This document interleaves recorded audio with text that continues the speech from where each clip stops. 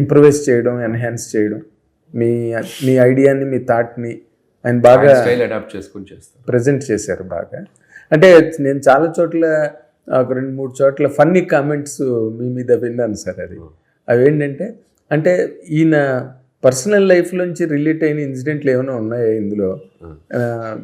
అంత బాగా పిక్చరైజ్ చేశారు. ఆ అత్త సీన్ కానీ, లేకపోతే వైఫ్ అండ్ హస్బెండ్ మధ్య సీన్లు కానీ, ఈయన ఏంటి అసలు ఎక్కడి నుంచి తీసుకొచ్చాడు ఈ కంటెంట్? అంటే ఇది సోషల్ లైఫ్లో చూస్తున్నాను ఇన్సిడెంట్స్. నేను it's not about personal life, social లైఫ్లోనే బోల్డ్ కేసులు నేను అబ్జర్వ్ చేస్తుంటాను. అలాగే ఫ్రెండ్స్ వాళ్ళు చెప్తున్న కొన్ని కథలు వింటుంటాను. వాళ్ళ ఫ్రెండ్ లైఫ్కి ఇలా జరిగింది, లైఫ్ జరిగింది, అవన్నీ నేను వింటున్నప్పుడు లైఫ్లో ఎక్కడో చోట మనకి వింటున్నవి మనం డిస్కస్ చేసుకునేవి ఎక్కడో మన మైండ్లో సబ్కాన్షియస్లో ఉంటాయి. ఆ సబ్కాన్షియస్లో ఉన్న వాటిని మనం ఇలా క్రియేటివ్ స్పేస్లోకి వస్తూ ఉంటాయి. సో ప్రతిదీ మన అబ్జర్వేషన్లో ఉంటాం కాబట్టి క్రియేటర్స్కి అది ఎప్పుడు హెల్ప్ అవుతూ ఉంటాయి, రాసేటప్పుడు కానీ, సీన్స్ అనుకున్నప్పుడు కానీ, ఎగ్జిక్యూట్ చేసే ప్రాసెస్లో. సో అలాంటివే తప్ప పర్సనల్ లైఫ్ అంతా లివింగ్ హ్యాపీ లైఫ్ విత్ ఇబ్బంది ఏం లేదు. సో బయట జరుగుతున్నటువంటి కొన్ని ఇన్సిడెంట్స్ని, ఆ తాలూకు చట్టాలు ఏవైతే ఉన్నాయో వాటిని ఒక్కొక్కసారి మిస్యూజ్ చేస్తున్నారు అనేది అందరికీ తెలుసు.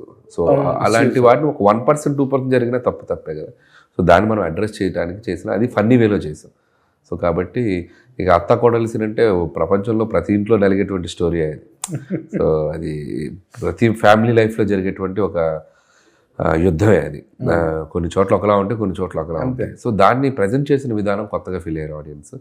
నాకు కూడా నాకు నేను ముచ్చటగా అనిపించిన సీన్, చిరంజీవి గారు కూడా పర్సనల్గా చాలా సీన్ చూసి చాలా అప్రిషియేట్ చేసిన సీన్ ఏదైనా ఉందంటే ఆ సీన్. ఆయన లేరు కదా ఆ సీన్లో, ఆయన ఎడిట్లో చూశారు. ఊరికే చూసిన వెంటనే చాలా బాగా అప్రిషియేట్ చేశారు. అంటే ఆర్టిస్టులు ఇద్దరిని మామూలుగా ఒక డ్రామా లాగా తీయకుండా వాళ్ళకి ఒక బిజినెస్ పెట్టి కాఫీ పెడుతూ, కాఫీ ఇచ్చి తాగుతూ, అటు నుంచి ఇటు మాట్లాడుతూ దాన్ని ఒక లైవ్లీగా డిజైన్ చేసావు, సీన్ చేసావు. That is the beauty of the sequence. And ఇది ఎంతో మెచ్యూరిటీ లేకపోతే ఇలా రాయలేరు, ఇలా తీయలేరు. And you are looking like, నేను బాలచంద్ర గారితో వర్క్ చేశాను, బాపు గారితో వర్క్ చేశాను, పెద్ద డైరెక్టర్తో వర్క్ చేశాను. వాళ్ళలో నా టింజ్ ఏదో నువ్వు అడాప్ట్ చేసుకొని నీలో ఉందమ్మా అది అని అంత పెద్ద హీరో ఆ కాంప్లిమెంట్ ఇచ్చేసరికి నాకు చాలా హ్యాపీ అనిపించింది. చిరంజీవి గారు ఎప్పుడు సినిమా జరిగినంతసేపు కూడా నన్ను చాలా ఇష్టపడ్డారు, నాకు చాలా ప్రేమను పంచారు. ఎందుకంటే ప్రతి చోట ఎక్కడో చోట ఆయన నేను ఇంప్రెస్ చేస్తూనే వచ్చాను సినిమా జరిగినప్పుడు. ఒక్కొక్క రోజు సీన్ని మార్చిన విధానం కానీ, సిచ్యువేషన్కి తగ్గట్టు సీన్ అప్పటికప్పుడు మార్చేసి ప్రొడక్షన్కి ఇబ్బంది కలగకుండా, లేదు ఒకరోజు ఒక 2 గంటల్లోనే ఒక ఎక్కువ సీన్ తీయాల్సి వస్తే తీసేయటం. సో అవన్నీ ఆయన అబ్జర్వ్ చేస్తూ వచ్చారు. అంటే ఇంత సినిమా తప్ప వీడికి ఇంకో గోల్ ఉండదు అని నన్ను ఇంకా ఎక్కువ ఇష్టపడటం స్టార్ట్ చేశారు. సో నేను వెళ్ళి ఏదైనా చెప్పినా కూడా ఆ ఇష్టంతో వీడి కోసం చేద్దాంరా అనే ఒక ఫీలింగ్ జనరేట్ అయింది, ప్రిపరేషన్ వచ్చేసింది. So that helped me a lot. And even Chiranjeevi గారు కూడా if everything is perfect, he never comes into it. He does not interfere. 100% పర్ఫెక్ట్గా ఉంటే ఎవరైనా ఎందుకు వస్తారు? ఏదైనా ఆయనకు అనిపించినప్పుడు తప్పకుండా ఆయన అడుగుతారు.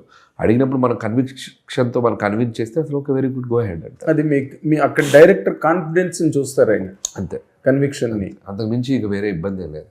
అంతే. అది మీరు అంటే ఈ రోజున ఫ్యాన్స్ వాళ్ళ ఆనందానికి పట్టుపగ్గాలు లేవు. కళ్ళాలు లేని గుర్రాల్లాగా, గ్యాలపింగ్ హార్సెస్ లాగా పరిగెడుతున్నారు.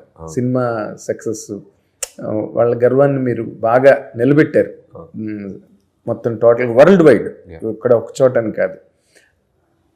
మీరు కూడా వాళ్ళు బాగా సెలబ్రేట్ చేసుకుంటున్నారు సోషల్ మీడియాలో, పోస్టింగ్లో అవన్నీ కూడా చాలా బాగా చేస్తున్నారు. మీరు కూడా నేను ప్రత్యేకంగా ఈసారి కనిపెట్టా, మీ ఫేస్బుక్ పోస్టింగ్లు కానీ, ట్విట్టర్ పోస్టింగ్లు కానీ మీరు కూడా బాగా సెలబ్రేట్ చేసుకున్నారు సార్ ఈ సక్సెస్ని. అది అంటే ఒక్క సినిమా సక్సెస్ లాగా అనిపించలేదు నాకు, అది చిరంజీవి గారి మీద ఉన్న బాగా ఒక అభిమానంలాగా నాకైతే కనిపించింది. ఒకటి, చిరంజీవి గారిని యూనివర్సల్గా ఎవరైనా ఇష్టపడతారండి. సో ఆ అభిమానం అనేది అది ఆర్గానిక్గా ఫామ్ అయిపోతుంది, ఎవరికైనా వచ్చేస్తుంది. అది బికాజ్ ఆఫ్ ఒక 80s, 90s ఆయన క్రియేట్ చేసిన ఇంపాక్ట్ అది. సో అవతల హీరో అభిమానులైనా, ఏ అభిమానులైనా, సో ఆయన డ్యాన్స్లు కానీ, ఆయన ప్రజెంటేషన్ కానీ, ఆయన మాస్ హీరోయిజం కానీ ఎక్కడో చోట ఒక పాజిటివ్ ఇంప్రెషన్ ఉంటుంది ఎక్స్క్లూజివ్గా చిరంజీవి గారి మీద.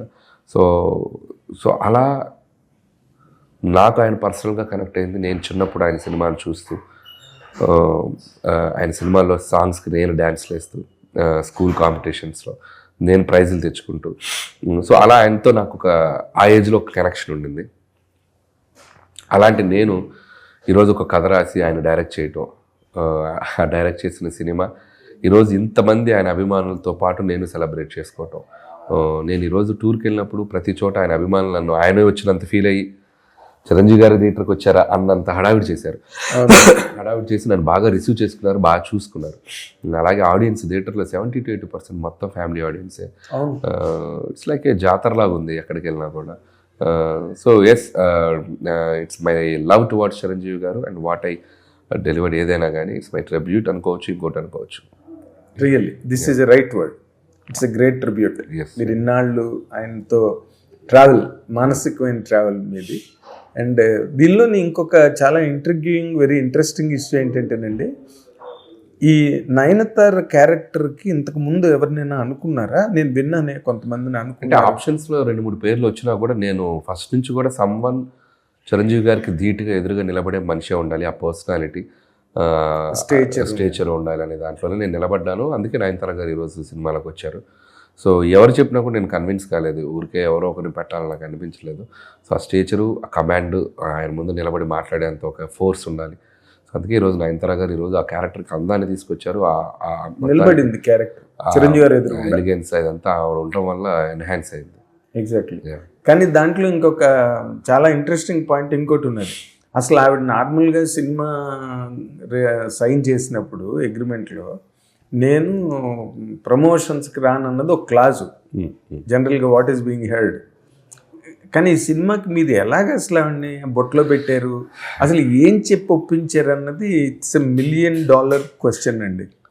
అంటే ఇది చాలాసార్లు చాలామంది చెప్పాను, చెప్తే కట్టండి అంతే, వద్దు, let it not be redundant. అయితే నెక్స్ట్, మీరు మామూలుగా కోడి రామకృష్ణ గారు వాళ్ళు సినిమాల్లో కొన్ని క్యారెక్టర్లు చేయడం అన్నది అలవాటు. ఈ సినిమా ఒక మీకు మీ కెరీర్లో మీరు ఇంతకన్నా పెద్ద పెద్ద హిట్లు తీస్తారు రాబోయే రోజుల్లో, మీకు ఆ క్యాలిబర్ ఉంది, I believe that as a journalist. కానీ ఇది మీ కెరీర్లో ఒక మ్యాగ్నమ్ ఓపస్, గ్యారంటీగా మీరు జన్మలో మర్చిపోలేని సినిమా ఇది. మీరు ఈ సినిమాలో ఒక క్యారెక్టర్ ఏది చేయడానికి మీరు ఎందుకు క్యారెక్టర్ కూడా నేను ఇద్దరు హీరోల మధ్య డాన్స్ చేశాను. సో లాస్ట్ సాంగ్లో వచ్చాను, ఇద్దరు హీరోలతో కలిసి డాన్స్ చేశాను, అది చాలా నాకు. సో క్యారెక్టర్ నేను ఎప్పుడు వస్తే మీ టీం కూడా మిమ్మల్ని ఈ క్యారెక్టర్ చేస్తే ఎంటైటిల్స్, అదే ఎంటైటిల్స్లో ఎప్పుడు చేస్తాను నేను, ప్రతి సినిమా ఎంటైటిల్స్లో వస్తాను. సో క్యారెక్టర్ పరంగా నేను ఎప్పుడు అసలు అట్లా చేయాలని అనుకోలేదు, కానీ ఇద్దరు హీరోల మధ్య ఒకసారి కనపడాలని కోరుకుంది. సో అటు చిరంజీవి గారు, ఇటు వెంకటేష్ గారి మధ్యలో నేను, సో అది ఒకటి మెమరీ చేసుకున్నాను, అది రికార్డెడ్ అయిపోయింది. నెక్స్ట్ వచ్చేసరికి ఏ సినిమాకైనా అనుకున్నవి చేయడం, అనుకున్నవి ఒక్కొక్కసారి చేయలేకపోవడం, ఓకే కంప్లీట్గా ఫైనల్గా వచ్చేసరికి అవి ఒకసారి ఎందుకో టెక్నికల్గా జరగవు, కొన్ని అనుకోకుండా జరుగుతాయి. ఈ సినిమాకి సంబంధించి మీ ప్రయోగాల్లో అలాంటివి ఏమైనా ఉన్నాయండి? సో అనుకోకుండా వచ్చిన అద్భుతం హుక్ స్టెప్, అది ముందు అనుకోలేదండి. ముందు వేరే సాంగ్ ఉంది, ఆ సాంగ్ ప్లేస్లో ఇంకొక సాంగ్ పెడదాం, ఏ సాంగ్ వస్తే బాగుండు అని చెప్పి చాలా స్ట్రగుల్ అయ్యాం. సో ఆ సాంగ్ని పుష్ చేసుకుంటూ లాస్ట్ షెడ్యూల్లో చేసాం. సో లాస్ట్ షెడ్యూల్ లోపు అది ఫైనల్ అయింది. సో అది నిజంగా అది ఊహించినటువంటి ఒక అద్భుతమైన హెల్ప్ చేసిన పాట మాకు. సో అది చెప్పాను కదా, మేము అనుకున్నది ఒక పాట, అది కాదనుకొని ఫైనల్గా ఇంకో పాటకు వచ్చాం. సో అది అనుకోని ఒక అద్భుతం. ఇంకొకటి అన్నారేంటి, అదే కొన్ని అనుకోనివి జరుగుతాయి, కొన్ని అనుకున్నవి జరగవు. అనుకున్నవి జరగకుండా ఏం లేదు ఈ సినిమాకి ఏదైతే అనుకున్నవి అన్నీ చేసేసాం. అవునా? సో ఎవ్రీథింగ్ చిరంజీవి గారితో నేను ఏం చేయాలనుకున్నానో, నా మనసులో నేను అనుకున్నవి, నాకు స్క్రిప్ట్లో నేను డిస్కస్ చేసుకున్నవి, ఆ ఎలిమెంట్స్ మొత్తం ఈ సినిమాలోకి తీసుకొచ్చాం. ఓకే. హిట్ టీవీ యాప్, ఇందులో short news, live news, entertainment shows, movies, digital magazines తో పాటు మీ జిల్లా వార్తలను కూడా ఫ్రీగా చూడొచ్చు. ఇంకెందుకు ఆలస్యం, వెంటనే హిట్ టీవీ యాప్ ని డౌన్లోడ్ చేసుకుని ఫ్రీగా ఎంటర్టైన్మెంట్ పొందండి. Hit TV app, hit TV app, please download hit TV app. Hit TV app ని ఫ్రీగా డౌన్లోడ్ చేసుకుని ఎంజాయ్ చేయండి. మీకు నచ్చిన ఎంటర్టైన్మెంట్ కోసం హిట్ టీవీ యాప్ ని ఫ్రీగా డౌన్లోడ్ చేసుకుని ఎంజాయ్ చేయండి. హిట్ టీవీ యాప్ ని డౌన్లోడ్ చేసుకుని ఆస్వాదించండి, ఆశీర్వదించండి. ఇంతమంది సెలబ్రిటీలు హిట్ టీవీ యాప్ ని డౌన్లోడ్ చేసుకోండి అని చెప్తున్నారంటే ఎంత మంచి యాప్ ఆలోచించండి. అమెరికా అమెరికా అమెరికా అమెరికాలో చదవాలనుకునే వాళ్ళకి విశ్వసనీయమైన పేరు మన శౌర్య consultancy. UK Law 1 Year Masters. UK Law 1 Year Masters. 2 years work permit up to 5 years visa. Contact Saurya Consultancy. Contact 89851 89851.